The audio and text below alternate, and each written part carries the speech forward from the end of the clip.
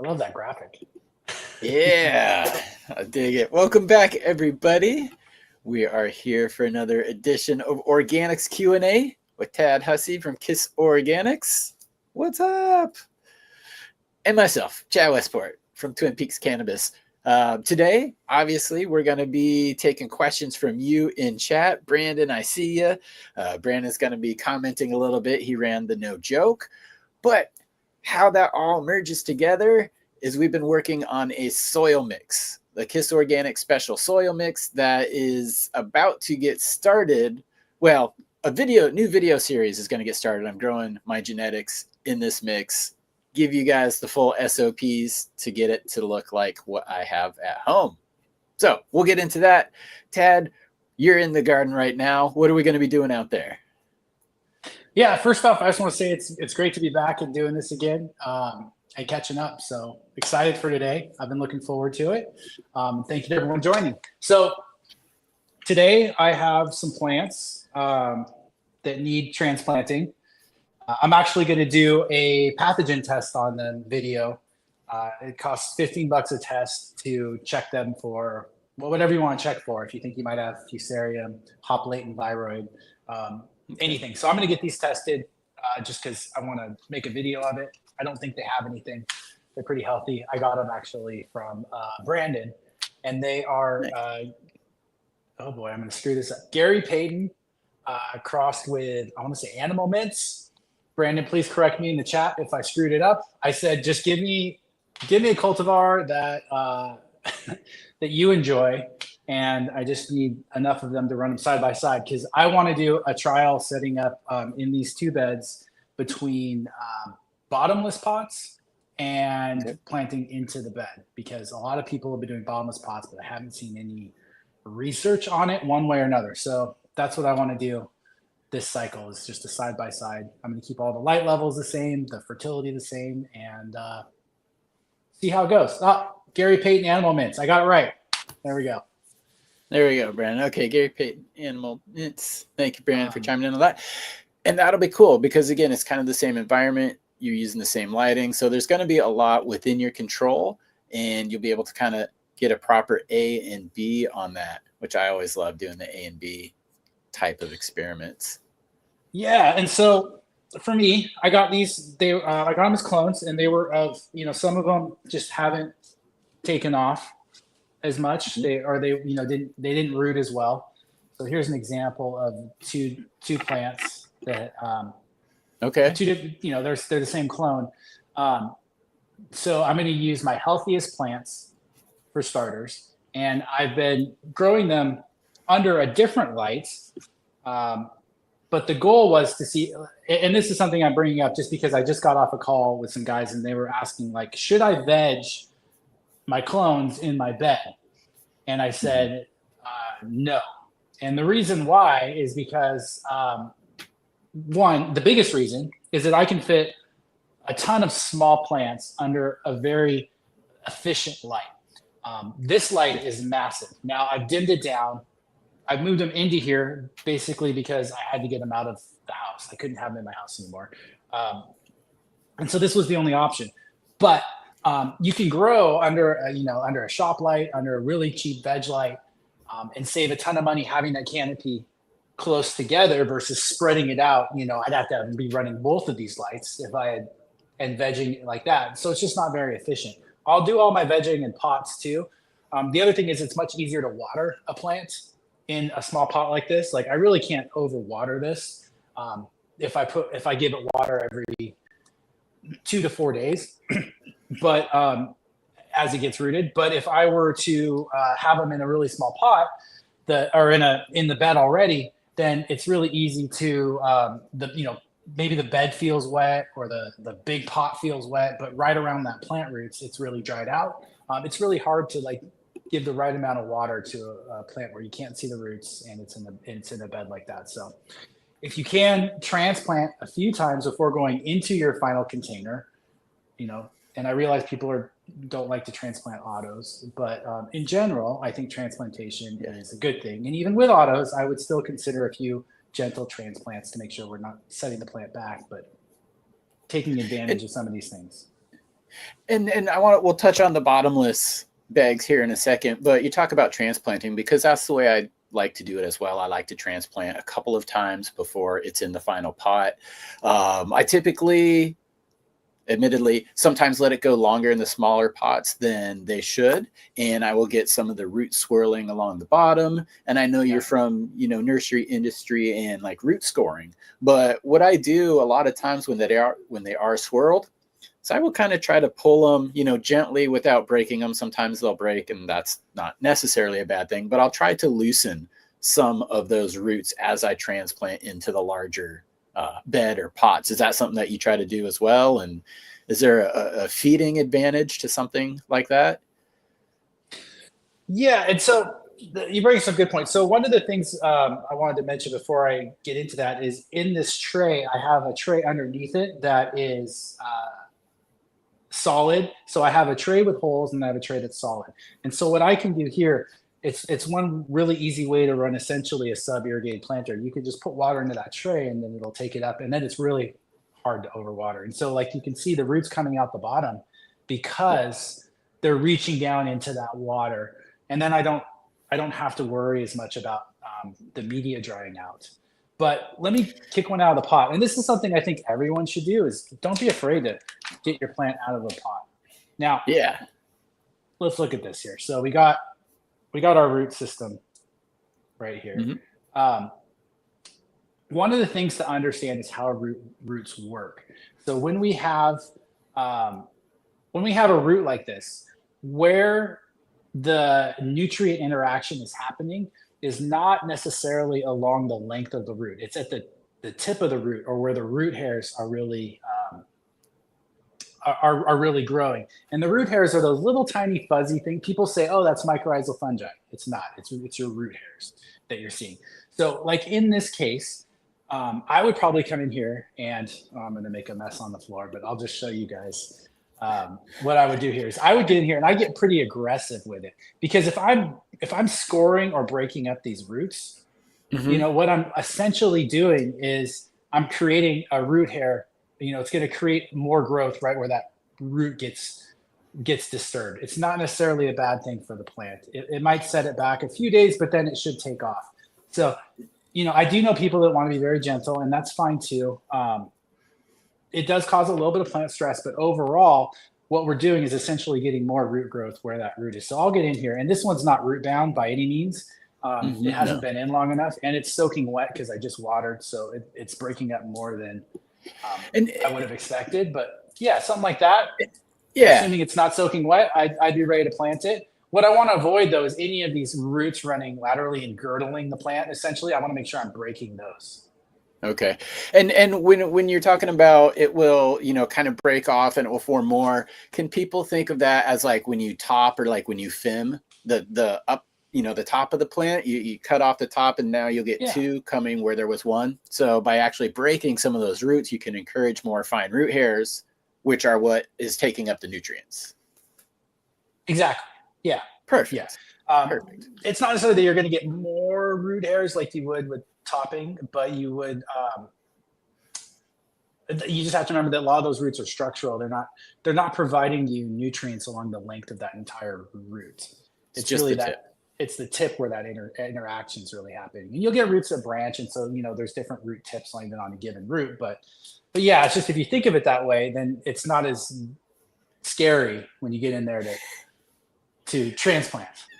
Yeah, that was something that actually took me a while, and I had been doing cannabis for a while until I really learned about more of the horticultural side of it. And then it came to obviously you're familiar with that. Take them out of the burlap, cut, put it back in, and that's just standard practice for a lot of things if you can get the hands on it. So a lot of things translate over into cannabis. So now, the bottom, you kind of have the bottom. You kind of have a bottom feeding system too. A lot of people are like sips, butt chugging, bottom feeding. But there's the solid tray right there. That's where you're keeping the water. And I need to dump this out. Has the holes. That was too much water. I had just watered right before I did this. So Now, Yeah. how does that work if you're putting in a fresh clone that doesn't necessarily have roots yet, or if you're trying to pop in like a seedling, because it doesn't Yeah. have anything to go down into the water? So should you top water for a little bit and then let that dry as you feed from the bottom to encourage the roots to really go after the water? Will that kind of promote Absolutely. root growth? Yeah, you're spot on. Yes. Cool. One other trick I want to point out that I'm running are these seed mats. They use very little electricity. You can actually Hmm. buy a thermostat if you really want to dial it in and get them right to the right temperature, because they can't get too hot. Like if you're using them in a greenhouse or something and the sun comes out, um, your soil temp could get too hot. But one of the things is I kept my plants inside because I didn't want to pay to heat this space until I absolutely Right. had to. But now that I have to, because I had to get them out of the house, I got a heater over here, but I'm able to run it a little bit lower temps in here because I'm keeping my soil temp higher using these seed mats. So from an electricity perspective, it's just going to be a little bit better. Um, it's just going to save me some money on electricity because heating this giant room it sucks, you know. Yeah, well, I mean, that's being cost conscious and, just smart about the area that you're working in. Fortunately, at home, we don't have to like pinch pennies as much as the large commercial facilities, but there's For still sure. efficiency to take into account. So, yeah, I like how you've got that set up. I'm rocking new heaters this year for the first time. I've just had the small little non-cannabis related units, but now I got the fancy tells me my VPD and everything in there. So is that something that you're tracking with the clones? A lot of times clones have a humidity dome on them. Yeah, so that's a great point. I ran a humidity dome at first, and I definitely ran higher humidity. Um, it wasn't as dialed in of a setup as I would have liked. So I haven't been as cautious. Now these plants are just too big for a humidity dome. Um, Yeah. right now, it's 68 degrees in here. I have the seed mat and I'm at 83% humidity because I just watered. So Okay. I will probably turn on my dehumidifier to get back down into a VPD range that's better for these plants. And I have a fan up in the corner here. You can kind of see it up there. Okay. I see it mounted. Yep. Yeah, that I had running lightly too to increase airflow. At the end of the day, so there's two things here. One, if we can get into the right VPD range, you're going to have healthier, happier plants. They're going to grow faster. You're going to have less disease pressure. It's good. That being said, I'm a busy guy. I'm kind of a lazy grower sometimes. And so I find I will have more fluctuations in veg than I may want. But usually the plants can handle it better than I'd much rather have that in veg than I would in flower. So if you're going to be a little bit lax, a plant like this that's, ready to transplant, but not root bound, pretty healthy. That's the plant that can handle this sort of thing more so. And I've already topped them too. I don't know if you can see right here. I've already topped the plants and I'll probably top them again Yep. here in a little bit. But I don't want to do it right when I transplant. That's just more plant stress than I want to give them right now. And this might be I'm not sure if this is a Brandon question. Oh, Chonky Nugs. I see a question in here. We'll get to this in a second because it kind of, well, we'll get to it in a second. It'll lead into my third question in this rambling. But it has to do with temperature and VPD, because what I'm kind of finding out right now that it's cold and I'm tracking it, my VPD is in the right range right now. And actually, Chonky's question here was target VPD for each stage of the plant's life. Typically, veg like 0.8 to 1.1 kPa, kilopascals, is what I see.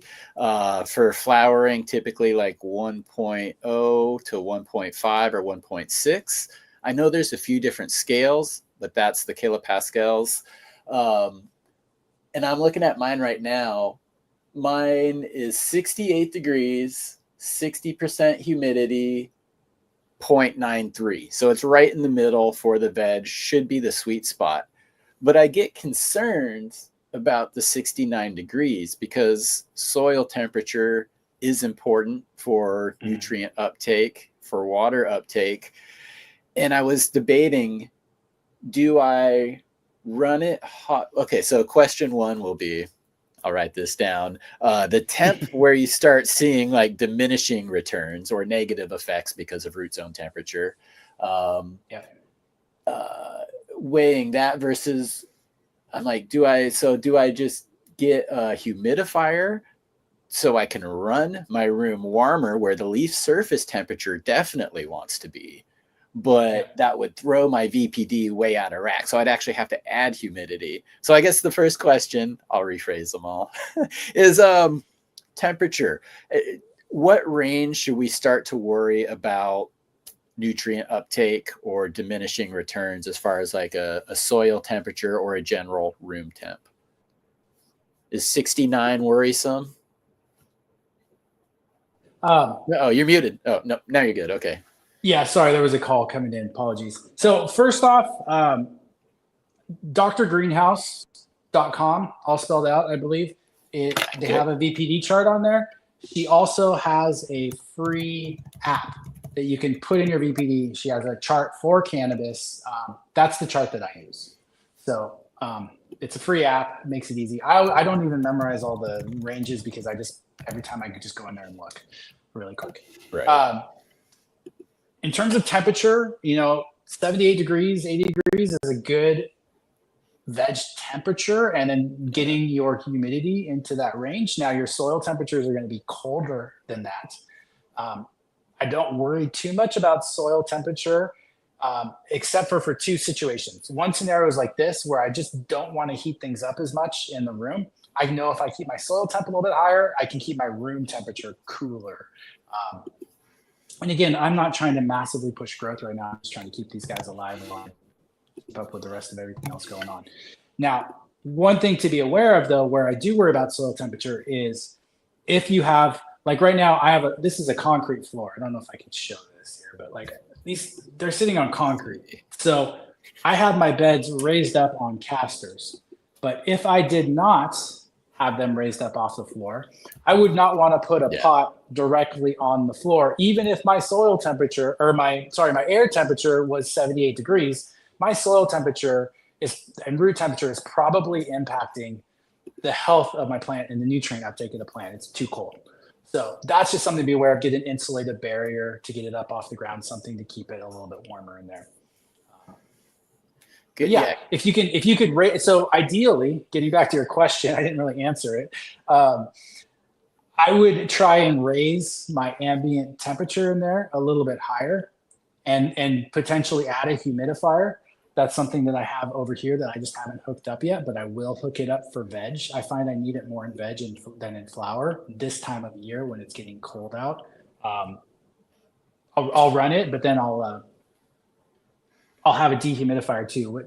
It's all a matter of balance, because you don't want to be running a dehumidifier and a humidifier and a heat. Like, all of these things cost money, and they're kind of canceling each other out to a certain extent. So you just have to figure out kind of what your air temperature is and go from there. Perfect. Yeah, because that's, again, I'm like, it's definitely not the optimal temperature for growth, but yet it is the optimal VPD. But through the addition of humidification, in my instance, I'll be able to kind of get them both in that target zone, which should make things sail right along. Now, typically when it's cold, people will see a lot of purpling. What kind of nutrient is responsible for that? And is it usually like a lockout or a lack of when we have colder temperatures and we see some purpling in the leaves? I typically associate like stem purpling, or in extreme cases with leaves, with phosphorus uptake, and a lot of that can be temperature related. Yeah, so if your plants are purpling, it might be either the plant's growing so fast that it just can't keep up with it, but it could also be that it's too cold, or you don't have enough available phosphorus in your soil. Okay. So the easiest thing to fix that is, besides fixing your temperature issue, is to something like fish hydrolysate has very good available phosphorus in the form of phosphoric acid. It's cheap, and it's a great way to get it. CFOS from Pacific Grow would be what I would throw in there. Would you try to go in that instance? Let's say if you've addressed, oh, geez, okay, it's it could be coming from the cold. With that fish phosphate, do you address it as a soil drench, or do you look to maybe use like a foliar to kind of get you through until the soil temperatures can warm up, or you can at least correct that problem? Because if it's not uptaking, would that fish hydrolysate still get into the tissue? Yeah, like I said, I'm a lazy grower, so for me, I try to spray as little as possible. I'm a soil drainage kind of guy. But yeah, you could foliar spray it, and you should get some plant response from that. Yeah, there's nothing wrong with that. If you do foliar spray, do it during the day. Make sure that's time to dry prior to nighttime. So you want to do it maybe closer to the beginning of lights on would be all. Okay. There was a question I want to go back to. So Veni Vidi Vici, or it was one about one of the ones water and sips. Oh, okay. Chunky's got some good questions today. Yeah, what about a self-watering pot? If the pot is on the floor, the water will get cold. Would using a self-watering base be considered raising the pot off the floor? So I had to water my beds today and my plants from a hose. Now, this house that we moved into has a heated hot water on the hose tap, which is so cool, because if I just came in here and watered with cold water that was freezing cold, that's gonna stress my plants. So having cold water in a sip is not, I would not consider that insulative. I would want something underneath that as well. When you water your plants, cold water will hold more dissolved oxygen, so you don't want super hot water, but you want water that's cool. So, let's say, I've never measured my water, but I'm going to guess it's probably around 60 degrees. 55, 60 degrees is maybe slight 65 is a range for where I want it to feel slightly cold to my hand compared to ambient comfortable temperatures, but not like terribly cold. I'll get a Fahrenheit number for you. I just do it by feel. I know in the realm of like dissolved oxygen, 68 degrees is kind of like a target. Anything higher, that number tends to fall. But cool, we're not necessarily worried about the oxygen content of the water. It's more or less a shock to the root zone. Just and lowering your soil temperatures. Yeah. Okay. And one of the things that's so important for nutrient cycling, I'm taking an online nitrogen workshop right now on organic nitrogen. And one of the things that's so crucial for nitrogen cycling is temperature. And the reason is not so much just because of temperature, but because it's a temperature range that microbes are more active, and those microbes are better at cycling the nitrogen, over into a form that our plant wants, in this case, nitrates.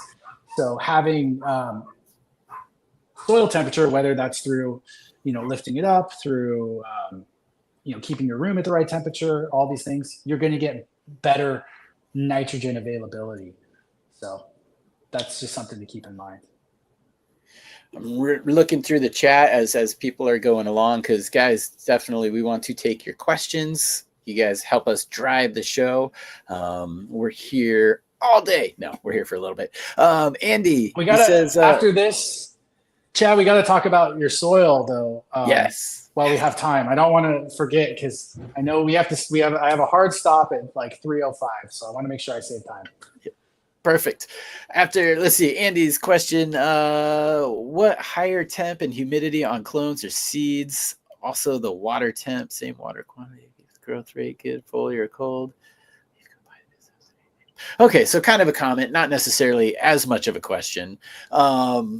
Temp wise, typically 70s, 80s, humidity 60s, usually my ambient in the room with my dehumidifiers controlled.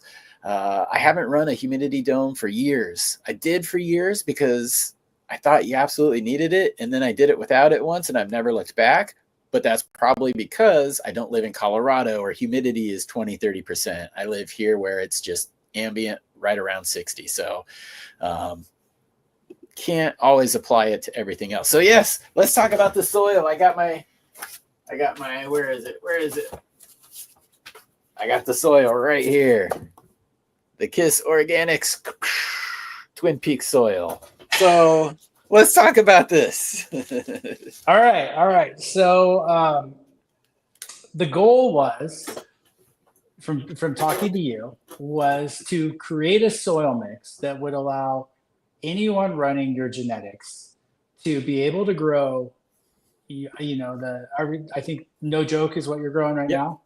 Yep. Um, No joke will be coming up. in a pot. So let's, whether that's a 7 gallon pot or a 10 gallon pot, but something in a small container where you plant into it and know that, if all the fertility is going to be in there for the most part. If you just water the plant and follow these steps, you're going to get the same results as Chad or anyone. This can be Yep. replicated around the world, assuming the same water, light, those sorts of things.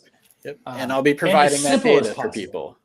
Yep. Yeah, and make this as simple as possible. So it's a little bit of an experiment this first round, but we think we have one that's going to fit with your genetics really well. And with one top dress of a sort of a bloom formulation, and that's it. So we're going to add like about a half a cup of nutrients, maybe once or twice throughout the cycle, just top dressed and watered in. And other than that, yeah, be good to go. And then the next step would be, how do we reuse that soil? So we'll come up with a sort of a formulation for what's being removed from the soil each cycle, and then you'll be able to run it again. And so that's the goal. Yeah. I'm looking forward to it. And there's a lot of people here in chat that are running it right now. You got someone like John. I think he's grown at least 3 rounds of it so far. But Mad Dog, thank you. This is something that is a goal for both of us, is we want to make growing simple for people because we want anybody to get into it. And, a really cool twist where, tag comes in a lot of places, but like he just mentioned, is the ability to reuse it. You have that environmentally conscious, sustainable mind. And so it's not just one and done, like, how can we get you the best plants and then on to the next one? It's actually, I want you to keep using the soil. I want you to reduce your inputs over time, but you already have formulated, this is what I like. Because I've been using the nutrient pack and the bloom booster pack from you, the dry amendments, for a while now. Mm-hmm. Super easy to add. And if all I really need to do, couple cups of that into the soil and mix it and then replant, that's going to be awesome for people, because getting rid of soil can be a real pain in the butt for a lot of people. I know I've got some lovely garden beds out there with a ton of perlite in it. So we'll just say that much. But I also have a couple trash cans that I need to make a new garden for. So yeah, being able to reuse this is going to be good. Now, one of the things that came about is starting the seeds in it. You kind of touched on this earlier. It's easier to get a better root system in a smaller pot. I had originally asked the question about starting seeds in it because, again, it has all the nutrients it needs. Is it going to be too hot for a fresh seedling? So I could tell them what you told me, but maybe do you want to answer, should I start it in a different pot or a smaller pot and then transplant into this soil mix? Yeah. So for me, these plants are actually in a very similar soil to what the Westport mix is. And so and I've only done water with them since receiving the clones. I just think that's a great way to go. I know Michael, by the way. Yeah. Cheers. Thanks for the call out there. Yeah. So for me, I like to run my seeds in something a little less fertile. So it's going to have a lower EC. It's going to have less nutrients in it. And then as that plant gets a little more established, it gets some of its true leaves. Then I think at that point we can transplant into the soil. So you could go even a lower fertility soil for a second transplant, but we also find you can absolutely just go straight into a highly fertile soil just to simplify things as you go along the way too. Yeah. And part of my plan and what I want to do is kind of a shorter veg time for people. Again, a lot of these people will be growing in tents, maybe limited space, but also shorter veg, you can fit more plants into the tent. And if people wanted to go longer with this mix, cool, we'll probably suggest an increased pot size for them.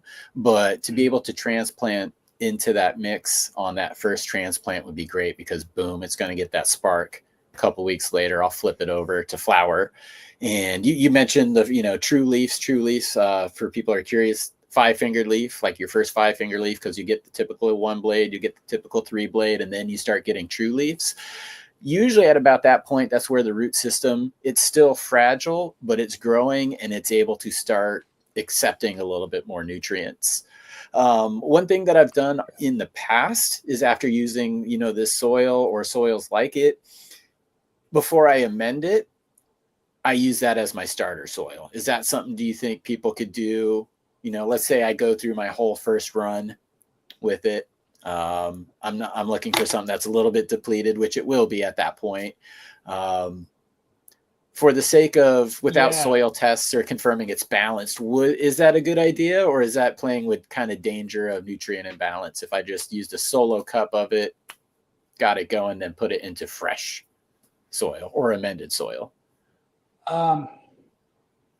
Couple thoughts. So yeah, you mentioned the fertility thing. For me, the biggest reason you don't see this, and you could probably get away with it in a home grow, but in a commercial grow, I absolutely would not recommend it, because of pests and pathogens, primarily pathogens. So let's say you have a little bit of hop laden viride or fusarium or something there in that soil that made it through that cycle. If you start a new plant in that, you're really setting that plant up for failure, because it's going to have a much higher spore pathogen load, much higher viroid load than that finishing plant that may not have shown. A better example might be Pythium. So like with Pythium, which is like a gray mold on the roots, like you want roots that look very white and vibrant, healthy, and have a little bit of like turgidity, a little bit of give to them. If you're seeing like gray, slimy roots, you might have Pythium. And young plants typically can't handle Pythium; they'll die. But once you have an established plant, it can typically outgrow Pythium. So that would be one reason not to reuse your soil. But yeah, and the theory being, like, if the choice is between brand new soil that has a lot of nutrients and depleted soil that's already been through a cycle and is clean, that lower fertility soil would be a better option. The other thing to think about too is the physical properties of the soil. So with if I'm formulating a seed starter soil, I want something that's going to have less fertility, but also more aeration, more drainage, more gas exchange, to where I can maybe water that a little more frequently, but that water is not going to maintain a lot of moisture. It's going to flow through faster, just less likely to damage or kill the soil or kill the plant. And the aeration you're talking about would be through just perlite or pumice or that type of constituent inside of the soil. Because I guess soil compaction is a real concern. And I'm glad you mentioned that. Again, I love having, kind of the best of both worlds here. We overlap, and then we also complement each other excellently. You can make your own seed starter if we want to talk about seed starters. We absolutely can. I do, real quick, because I want to get into that. But before we jump to that one, I want to say that concern, though, how is that concern mitigated when you amend and then replant into that soil the next time? Because ultimately the goal is to reuse it, but immediately versus 2 weeks later, is there a lesser risk of transferring these things? No, but a healthy plant is better able to deal with those sorts of things versus a seed or a freshly rooted clone, or even a rooting clone is just not able to deal with those sorts of issues as well. They're also, like, if you are dealing with like a known issue, then there are things you can do, like trichoderma, Bavaria, these microbial products that are pretty effective, that you can do as drenches.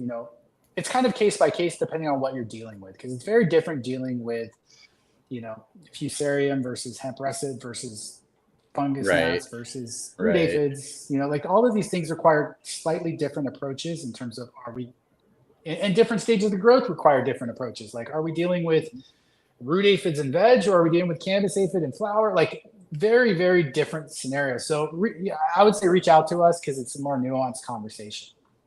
Cool. Well, thank you for, kind of giving an overview of the soil. And on my end, what I'm going to be doing, guys, you tune into the channel.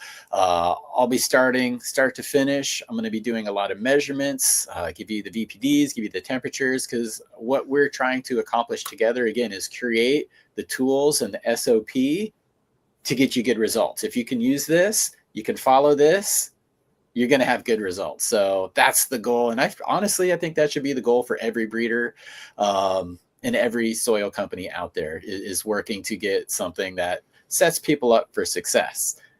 It all starts with the seed though. So you were mentioning the seed starter. Like, can you elaborate on that one, please? Cause that's the stage we're at right now. Yeah, I have a seed starter formula from years ago. They kind of got me started down that path. But essentially, 50-50 perlite peats, maybe just you can put a little bit of worm castings in there, but even just perlite and peat is a good way to go because worm castings could potentially add fungus gnats or other pests or pathogens. Okay. So yeah, just something that's very, full of porosity. That's why I like peat moss. That's why perlite or pumice would work well for something like that. And then maybe just a touch of fertility. So you could just give a really small amount of like a tenth of what you normally would of like a grow formulation. Dry fertilizer you could mix in there. If you wanted to get even more specific and not use a generalized fertilizer, though, you could add a little bit of gypsum, maybe just a touch of something like blood meal, just a little bit of bone meal. And when I say a little bit, I mean like really a little bit.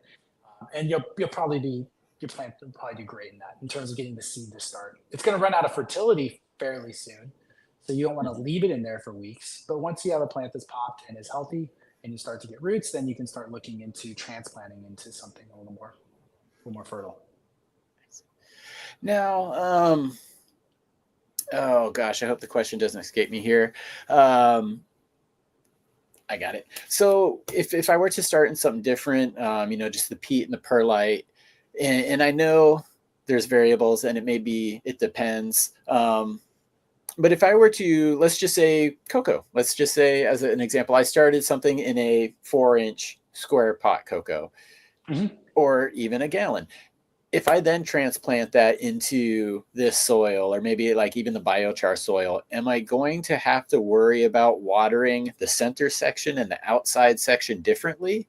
Or will kind of capillary action bring the water to where it needs to be, whether it's in towards the cocoa or out towards the different soil blend? Yeah, that's a good question. I think the way I approached that was different. Like, can I transplant from cocoa based soil or cocoa mix into a peat based soil mix, or some other media? Like, can I use these were started with Rockwell cubes, and then I went right into soil. So the answer is yes. Once your roots had pushed past that cocoa, I wouldn't worry about it too much, which is when you want to transplant. So like I showed you here, we have roots coming out the bottom. There's a lot of root mass here.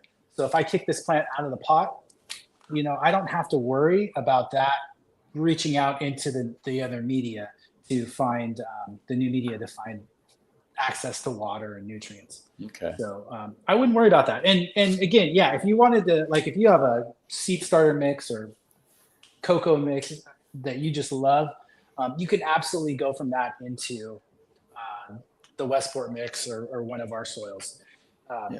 One thing I do see, and I just want to bring this up, is when you're transplanting into like a very fertile living soil, one that has a lot of nutrients, like, because we're trying to pack as much as we can in there without, damaging the plant or stressing it, you may see it slow down a little bit. So it may sit there for a few days and not do a lot, and you're like, what's going on? Whereas a more traditional like chemical nutrient approach, you may not get that same delay.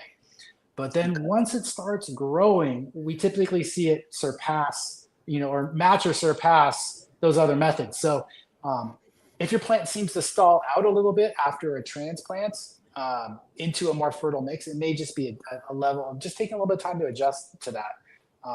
I know Brandon has some tips and tricks that he uses at his house. He likes to do a aerated compost tea at transplant as a way of adding more biology, a little bit of nitrates, and reduce that sort of delay. But you absolutely don't have to do that either. Now, one thing that I love to do, this is my favorite time when we're transplanting, when I take it out of that 4x4 square, because that's usually, again, where I like to start things. Like you said, it's easy to water. It's easy to get that growth on it, and then I'll go into bigger pots. When I transfer from there, I have all those beautiful white, bare exposed roots. That's my favorite time to sprinkle on my mycos or my mycorrhizal product. We should talk about that, yeah. Let's talk about that, because in my head, from what I've heard, from what I know, it takes about 90 days for it to establish a real meaningful and beneficial relationship. So it's typically early in my, growth pattern, that being the perfect time to add it to make an impact. Now, what's your input, or what are your thoughts on it? Is that 90-day thing kind of true? Does it help if you add it late flower? What's your approach to mycorrhizal products? Yeah, so there's a lot to know about mycorrhizal fungi. As you know, it's a root symbiont, so it forms a relationship with the root of your plants, and it's a natural relationship that occurs in the wild, with I think 80 or 90% of plants have this mycorrhizal relationship. Now, it's a type of type of fungus. So there's different species of it and different types. So there's endomycorrhizal fungi, which works for like fruit trees, your cannabis plants, your squash. Those all use endomycorrhizal fungi. There's ectomycorrhizal fungi, which primarily infects conifers. And if you were to put that on your plant roots here, it wouldn't do anything. There's ericoid mycorrhizal fungi, and there's orchid mycorrhizal fungi. The ericoid infects azaleas and blueberries. The orchid one infects orchids. So you have to buy the right type for your plant. Now, to further complicate things, there's different species where you have, what they call Glomus mossiae. There's Glomus intraradices. There's that's the one that comes up a lot. That's the one that I hear the most. Yeah, so Glomus intraradices. Glomus intraradices, Rhizophagus irregularis, they're the exact same thing. It gets confusing, but yes, it will help with drought stress. It'll help with nutrient uptake. It's one of the best ways to get your plant more phosphorus. So it has all of these benefits. It takes about 10 to 14 days on average for infection to occur. And you got to figure for infection, it has to work its way into the root itself. And then it has to establish itself throughout the whole root system to really maximize that effect. Now, if you're growing in beds and you've used mycorrhizal fungi, there's probably some in there already. If you're applying high levels of phosphorus, luxury levels of phosphorus, then your plant may not form that infection. Now, if you're using phosphorus, it's in organic forms, or it's not necessarily high soluble levels like we'd see on a soluble paste test, you probably will still get that infection. But if you're applying high levels of phosphoric acid in a bloom formula conventionally, your plant may not ever form that mycorrhizal infection. All that being said, I typically, because I work with a lot of commercial growers, I don't recommend mycorrhizal fungi. Home growers, I think you could absolutely still use it. But it does increase the uptake of heavy metals too, because it's like opening up a fire hose. Like, it just creates so much more nutrient uptake, potentially, that if you have heavy metals in your soils, which we all have low levels of, the plant is going to bioaccumulate more lead, more arsenic than it would without that infection. So if you are dealing with very, very tight regulatory states, like Michigan or California, we typically recommend not using it just because we don't want to risk it. But if you're a home grower, it's probably just fine to use mycorrhizal fungi. Now, to further complicate all of this, not all mycorrhizal products are the same. They have different spore counts, they have different carriers, and they have different actual species. So the Glomus intraradices you get from Great White is going to be different than the one from Dynamyco or the one from Pumpkin Pro. So, and most of these companies are just repacking, but there are like 3 or 4 people that are actually producing endomycorrhizal fungi, which is what we want for cannabis. Of those, my current favorite, and we carry Pumpkin Pro and Dynamyco. My current favorite is the Dynamyco. I did an interview with Dr. Jorm Kapolnik, and he really talked about all the benefits of it. It also has the lowest heavy metals that I've seen in terms of the carrier that's used with the product itself. So, you don't want to bring in a little bit of lead with your Dynamyco, like that just or with your, not Dynamyco, with your Mycorrhizal product. The Dynamyco actually looks very clean. So, yeah. Well, you mentioned some interesting connections here. And again, kind of for the home grower, maybe more beneficial commercially. It's very cost prohibitive, possibly, but the arsenic, the potential to pick up heavy metals. I just within this last week got a letter from the municipality. For the last year, our water has been testing hot for arsenic, and it's supposedly 10 parts per billion, and the average throughout the year was 13.3 parts per billion. So not much of a difference, but outside of the scope of the set safety threshold. They'd recently got it back down to like 10.2.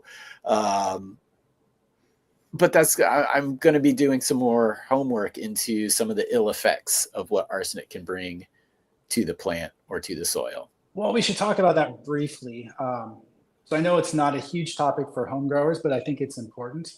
Arsenic bioaccumulates in plants, and it bioaccumulates in our bodies, and it's not good for us. So there's no safe level of arsenic or some of these heavy metals or lead that we can uptake. Now, that being said, they've set, what they call an EPA limit or level that is okay to use.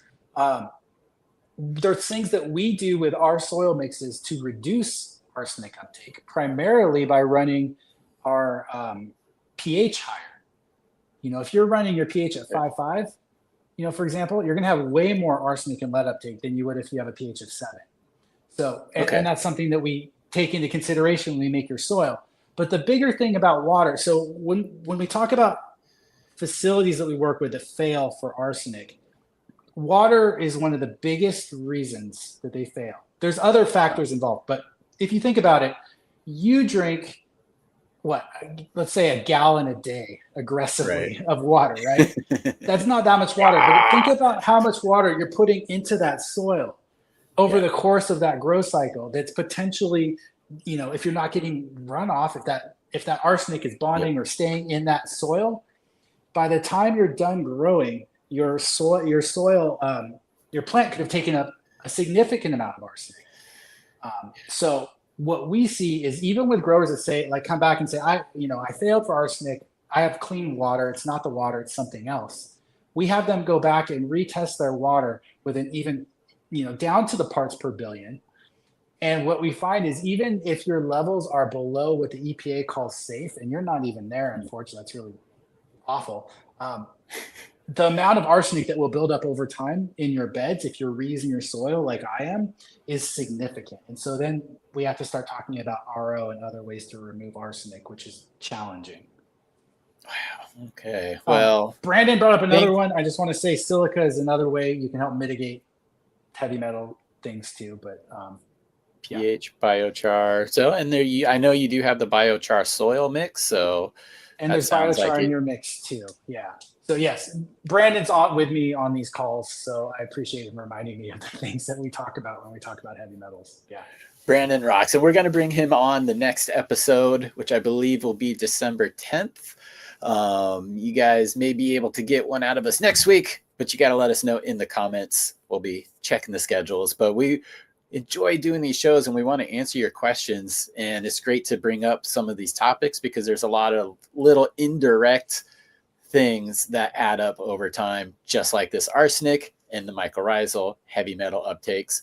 And again, big deal for commercial facilities because that can fail your crop.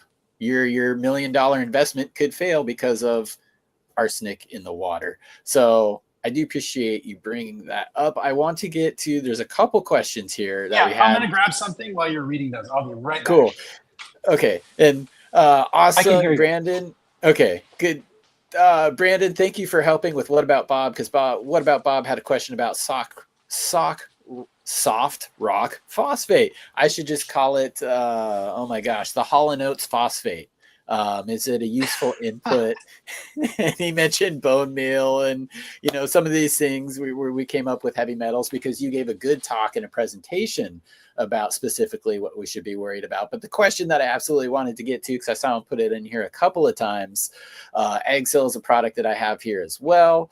But his question, Operation Annihilation, says, Tad, I just started incorporating egg cell in week 4 of veg, I would assume. Okay. What are your thoughts on egg cell? And can you just break down egg cell for people who are like, what is that word? Yeah, egg cell 16H is potassium silicate. You're getting a small amount of potassium, but the main reason we use it is for silica. Silica has a ton of plant benefits. If you want to do a deep dive, I did a podcast with Dr. Wendy Zellner all about silica. There's a lot of snake oil in the industry, and there's a lot of crap out there that people recommend. Silica is not that thing. It literally is as good as it says. It helps with it strengthens the cell walls of your plant. It increases drought resistance. It increases pest resistance and pathogen resistance. It mitigates microtoxicities in the leaf. It just has so many different plant benefits. So adding silica, whatever form you add, and again, egg cell is a good form of that, is a great way to get a lot of these benefits. It helps with heavy metal issues, things like that. You can start it very early on. Brandon's got a great comment there. If you are going to use it, start it early.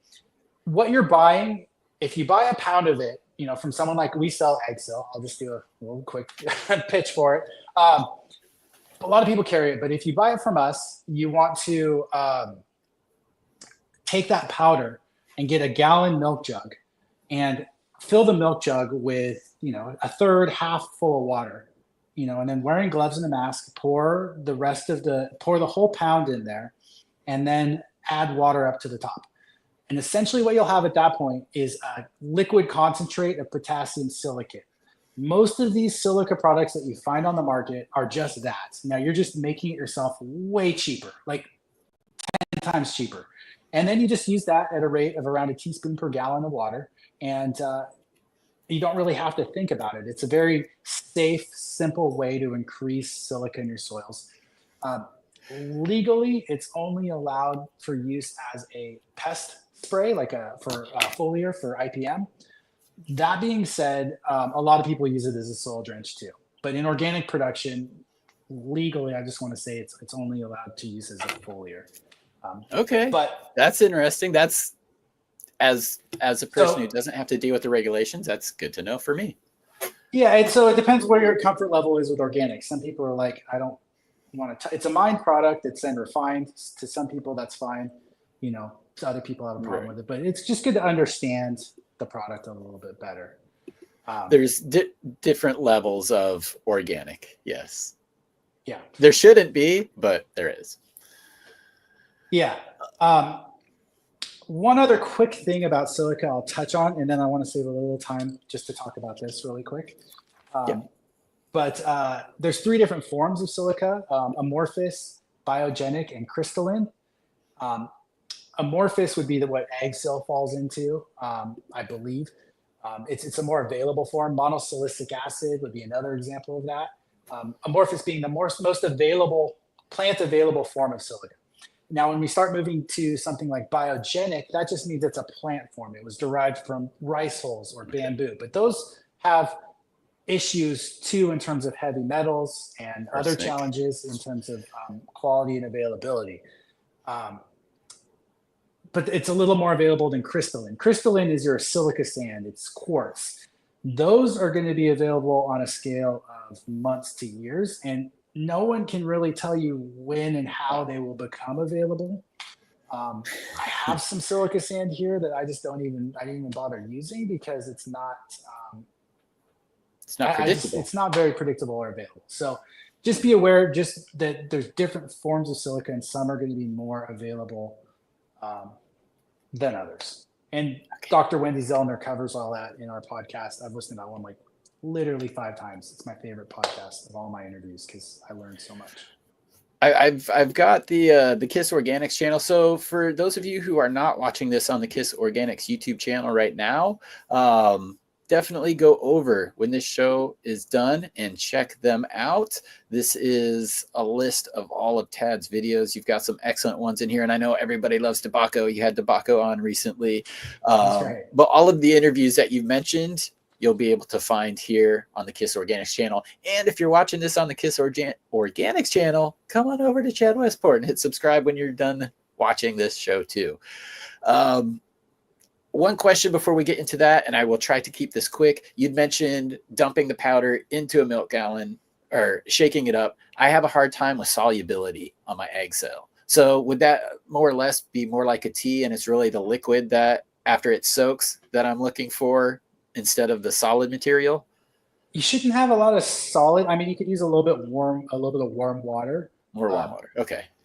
If that egg cell gets water into it as a powder, it can clump, and then it's harder to get it to dissolve.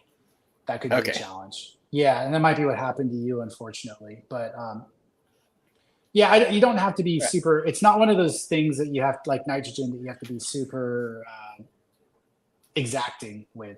If you know what I mean. Like even if you didn't get for the full silica because some of it's clumping or precipitated out, then you could just add water. You could just apply it at that rate and it would be fine. Perfect. Thank you for answering that and doing that quickly because I know we're against a hard stop here. So last couple of minutes, let's take a look at your chart here. What you got? So I have 2 things that I wanted to bring up in this call because I'm not a very good salesperson. But we do have a Black Friday sale coming up starting on Monday, and I just wanted to mention it. KIS products are going to be 20% off. So like our soils, our nutrient pack, our bloom booster, our compost tea stuff. It's not live till Monday, but we're going to run it for a week, Monday to Monday. So you don't have to wait till Thanksgiving to make a purchase on that. It'll just be automatic. There's no coupon code, anything like that. So if you've been thinking about trying one of our products, I really appreciate it.